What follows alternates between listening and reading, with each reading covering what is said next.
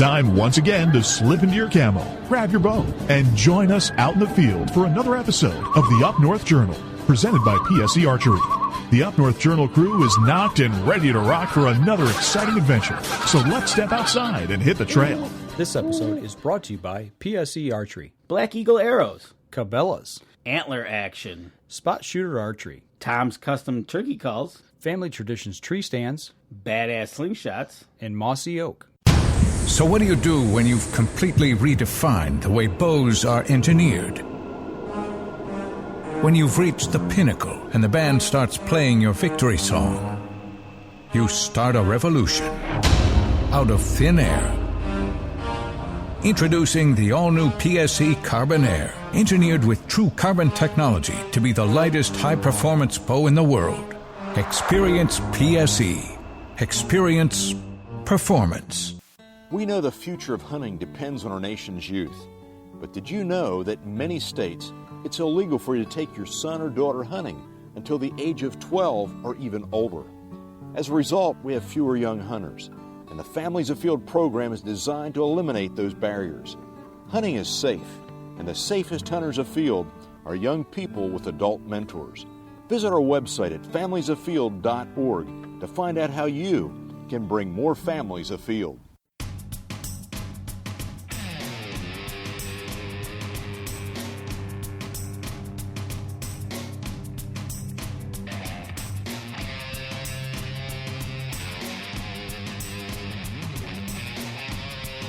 Welcome back. Another minicast this week. You were up north. I was up north. Again. Man, you've been spending a lot of time up north. 3 out of 4 weeks, man. I love it. I love it. I love it. I love it. It's getting used to being above Zilwaukee, huh? Yeah. It was supposed to just be a quick trip up, work weekend, get back. Not a big deal. Wanted to cut some trees, wanted to clean up some debris. Ooh, you got to play with chainsaw. Oh, yeah. Yeah, my back's showing it, too. I'm a little hunkered over. But, no, it's that was the plan. And then I got a call from one of the members. And he says, hey, what's going on? I said, I'm not going to go up north next, the weekend, da-da-da-da-da. And, oh, really? Well, maybe I'll run. Okay, cool. Meet me up there, So he came up. He was going to meet me up there. And then I had some trail cams that I got for another member that he wanted help putting them out. Okay, I said, I'll meet you. I'm going to be up this weekend. Come on up, and we'll put them out. I'll get you set up on them. Okay. So his family came up, him and his wife and his son. And then another member come up. Wow. On a whim. So, and then John, who was our camp manager, he was there. And, so we had 5 of us there in the middle of July. I don't think that's ever happened. Really? Yeah, it was like, almost like hunting season. It was cool. I told her, I said, you realize how cool this is? I said, we've got over half the guys here, and I said, and we're hanging out in July, and we're working and getting stuff done and having just good food, throwing back a few cold beverages, watching deer in the evening. Dude, it was so therapeutic, but it was so good just to hang out with people. Just to hang out and did anybody fish? And Yeah. The one guy's little boy was fishing, catching fish, Cody better watch out. This kid can catch fish. Oh, look out. Cody's got he's got some competition coming. Yep, definitely. So it is cool though when you get more people up there than expected. And yeah, it was a really good time. And we got some work accomplished. That was the other thing. You said you cut down some trees. Yeah. You cut them down. They were already dead. They were issue trees, I guess. Well, when you talked about your vacation, you talked about a widowmaker. Well, I had 2 of them, and they were right next to my hunting blind. Oh! The place where I moved in, this new area that I picked up.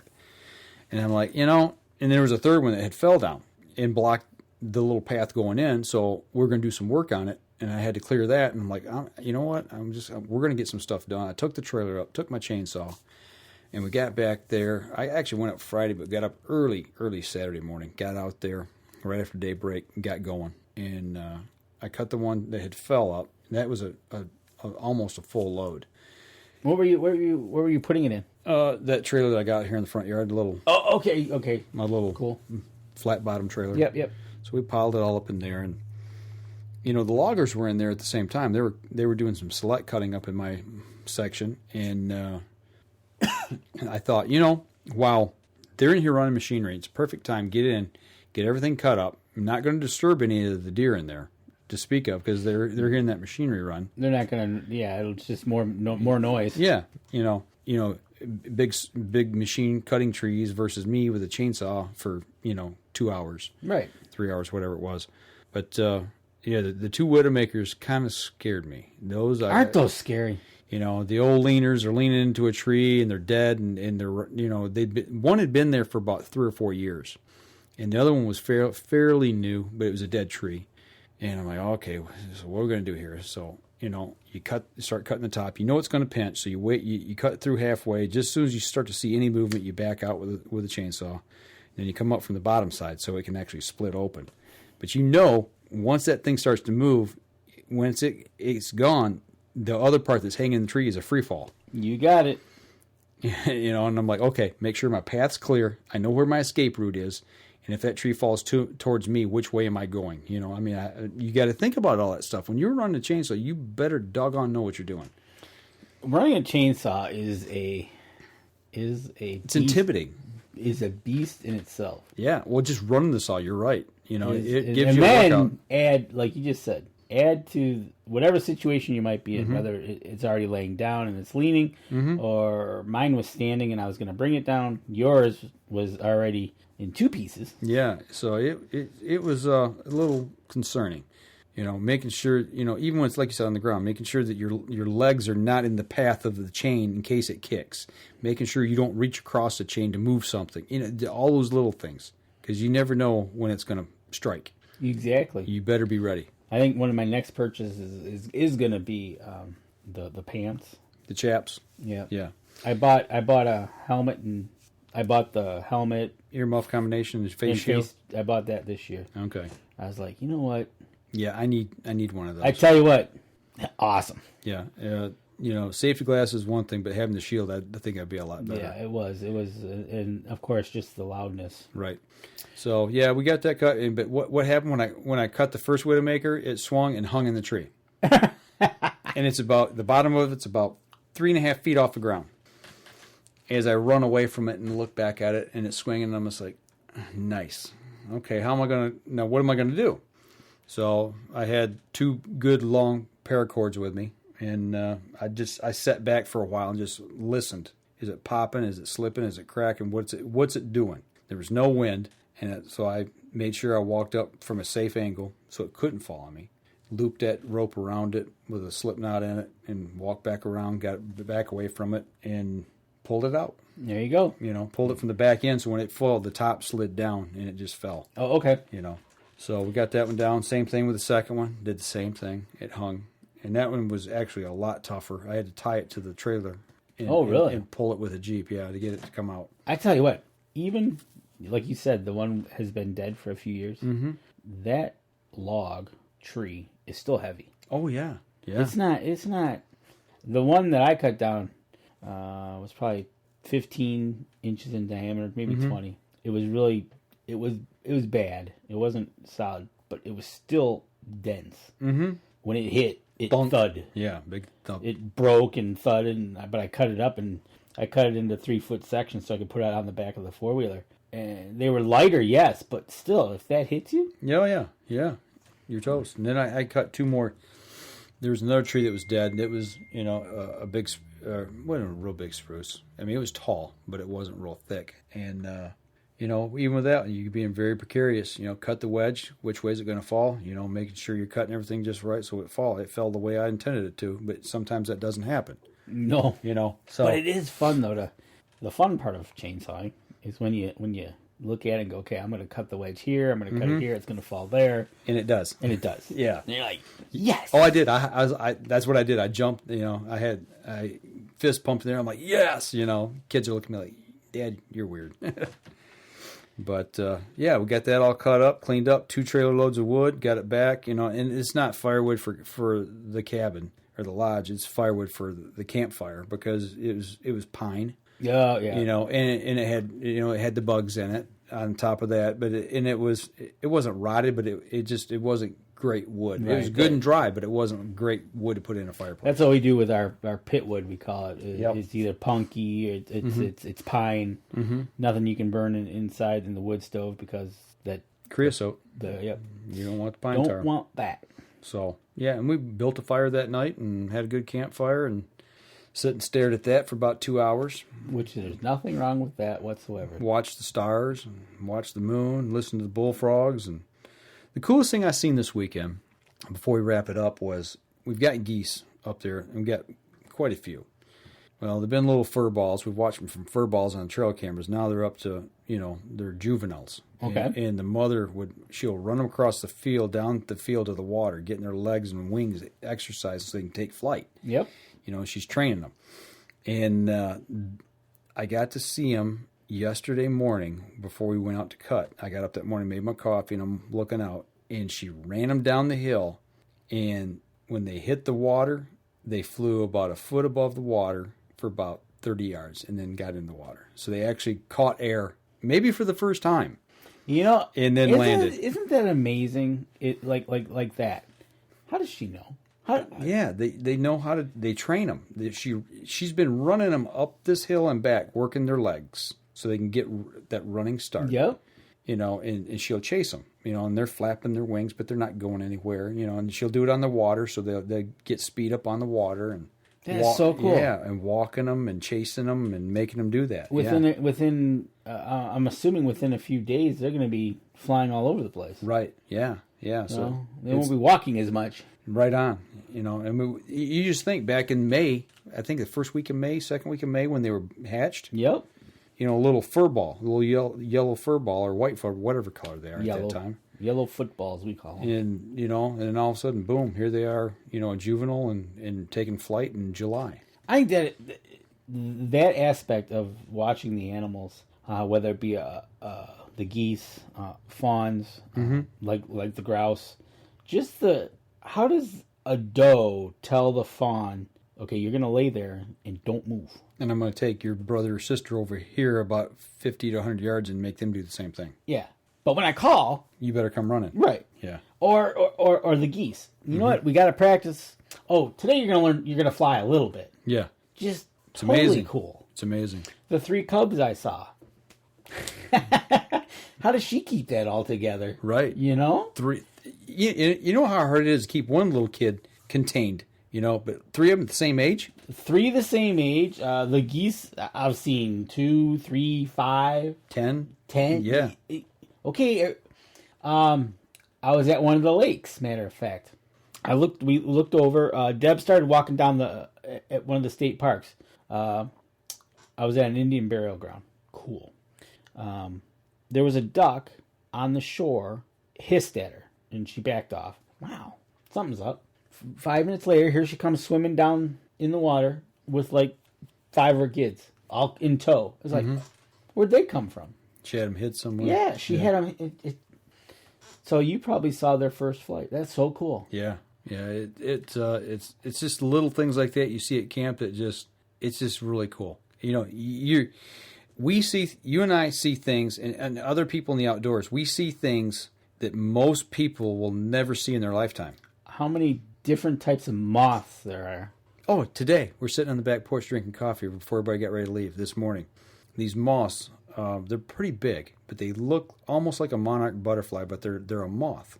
They got that black and orange and white markings on them. And there's gray in there as well, but they're about a third of the size, and they're landing on me, and I've got one on my arm, and I'm looking at it, and he's got his little thing out trying to taste me and see what I'm, if I've got anything good to eat or not, and it's just so cool to see just little things in nature that it just catches your attention and mesmerizes you.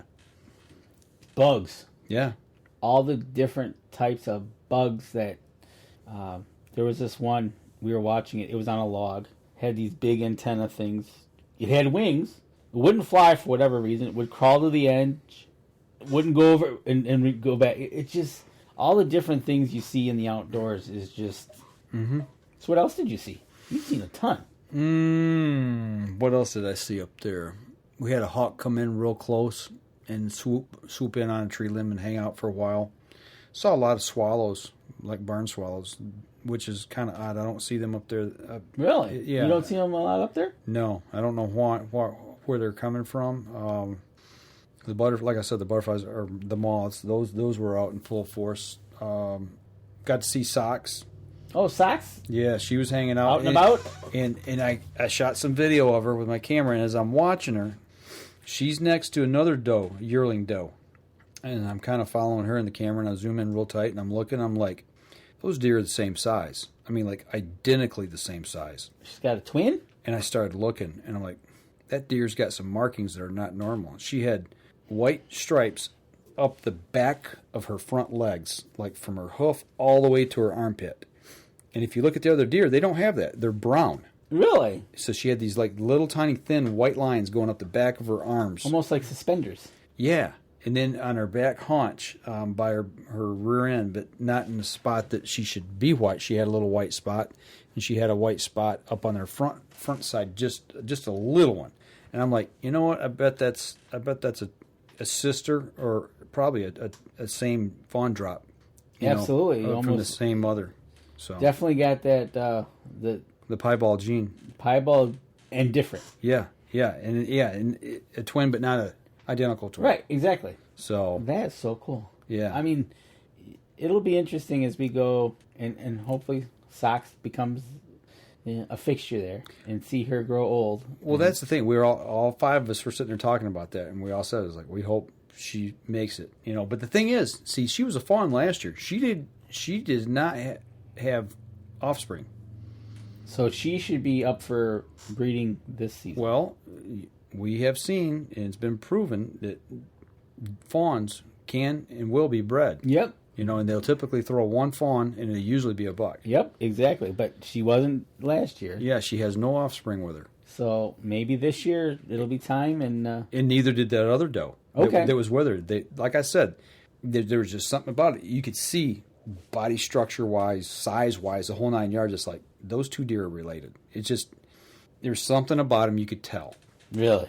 And they hung out together in the field. They when one would move on, the other one would follow. Then if that one moved, the other one would follow. And they meandered together, even though they were in a family group of 9 or 10 other deer, but they stuck together. Yeah, they're sisters. So brothers, sisters, yep, sisters. It's see any bucks? Cool.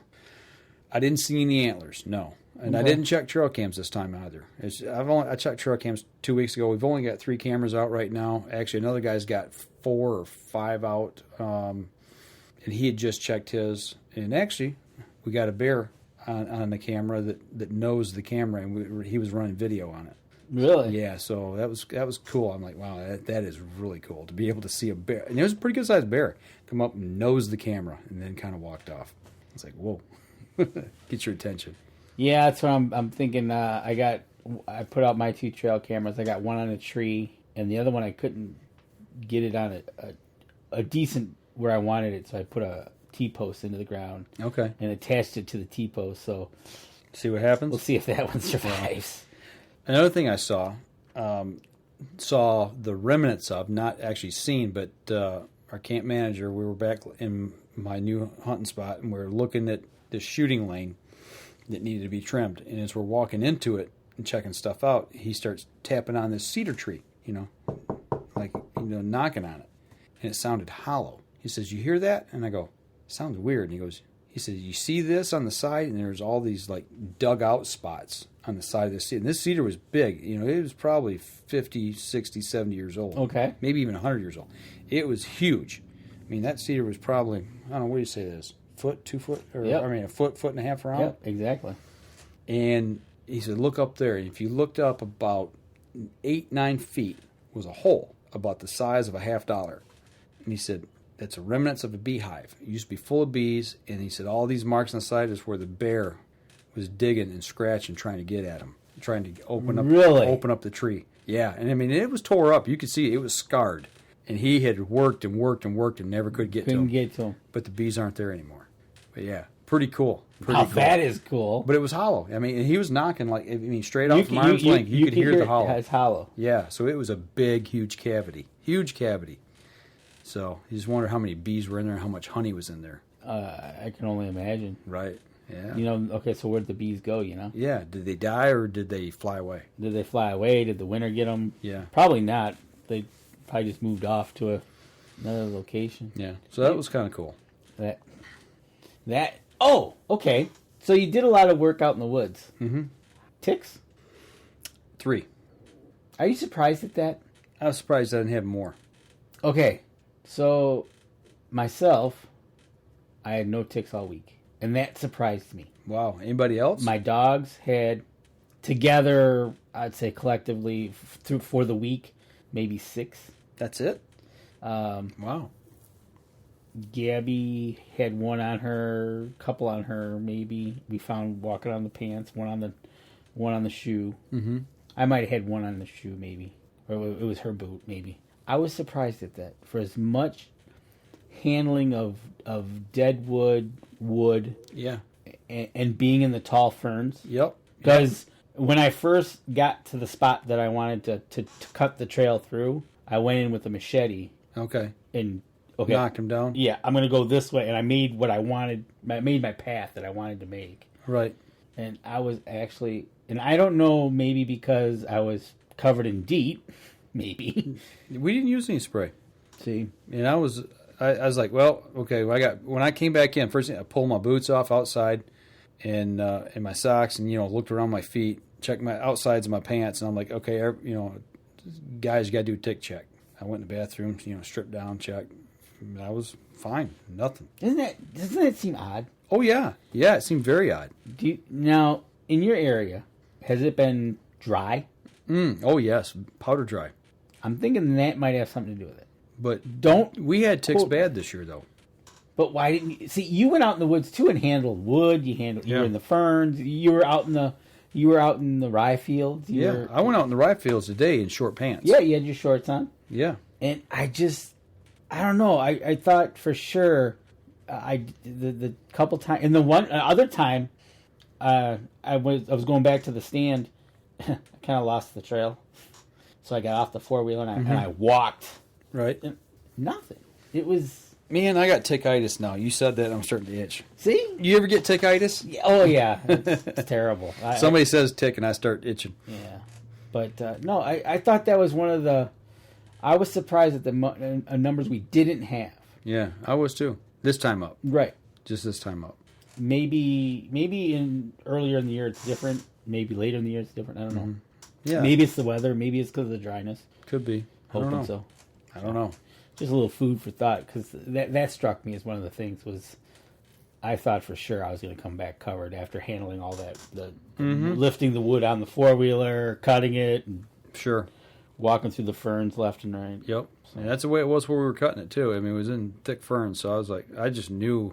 But none of us three. I went back in for that second load, and when I came back out, I had one on me then. And then I found another one later that evening. Okay. And I think I found one, maybe I only had 2 then. And then I know Maddie had one on her foot today as we're leaving camp. Okay. He hit the road. Little wasteless bug. Right on. So cool. No, good time. Good Absolutely. Time. Yep. Definitely good time. Recharge, ready to go, and hopefully be back up again in a couple weeks. Hang the rest of my trail cams up and do some work and, get ready for deer season. There you go. So, anything else? Nope. All right, we'll wrap up this minicast. This episode was brought to you by PSE Archery, Black Eagle Arrows, Cabela's, Antler Action, Spot Shooter Archery, Tom's Custom Turkey Calls, Family Traditions Tree Stands, Badass Slingshots, and Mossy Oak. Thanks for listening, and join us again here next week. Until then, remember, as we always like to say, if you're out on the water or in the woods, shoot straight and be safe. Until next week on the Up North Journal.